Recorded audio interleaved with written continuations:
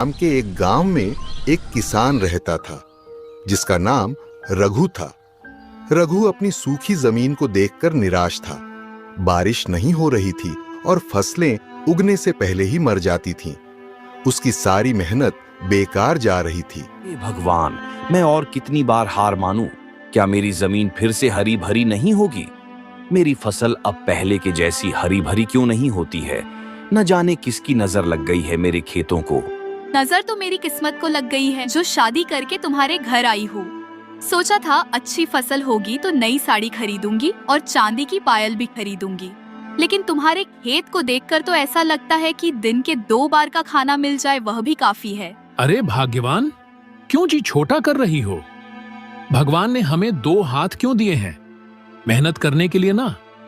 देखना, एक ना एक दिन मेरी मेहनत जरूर रंग लाएगी और हमारे खेत भी फिर से हरे भरे हो जाएंगे और फसल के ढेर लग जाएंगे।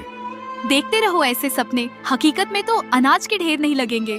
शायद सपनों में ही राजा बन जाओ। हाय रे फूटी किस्मत। रात का समय हो गया था और रघु खेत में उदास होकर बैठा था। तभी एक बूढ़ा साधु उसके पास आता है। साधु को प्यास लगी होती है। वह रघु के पास आता है और पीने के लिए पानी मांगता है। बेटे, क्या पीने के लिए थोड़ा पानी मिल सकता है? बड़ी प्यास लगी है। आइए महाराज, कुएं में पानी तो बहुत है, लेकिन शायद अनाज मिल भी पाएगा या नहीं। लीजिए, पानी पीजिए। बहुत ज्यादा प्यास लगने की वजह से साधु पानी पी लेते हैं। थोड़ी देर बाद साधु रघु से पूछते हैं, बेटा, क्यों इतनी उदासी? क्या तुम अपनी जमीन को सोने जैसा फलता फूलता देखना चाहते हो? तो लो ये नक्शा। रघु के मन में डर और उत्सुकता का मिश्रण था, लेकिन उसने फैसला किया कि वह इस चुनौती को स्वीकार करेगा। रघु ने अपनी यात्रा शुरू की। जंगल में खतरों का सामना करते हुए उसकी हिम्मत बार बार टूटने को हुई, लेकिन वह हर मुश्किल से लड़ा। रघु एक नदी पार करने की कोशिश करता है। तभी एक भालू उसके सामने आ जाता है। तुम कौन हो और यहाँ क्यों आए हो? मैं अपनी जमीन को बचाने के लिए स्वर्ण बीज की खोज में हूँ। मुझे रोकना मत। रघु का साहस देखकर भालू ने उसे जाने दिया। यह उसका पहला इम्तिहान था।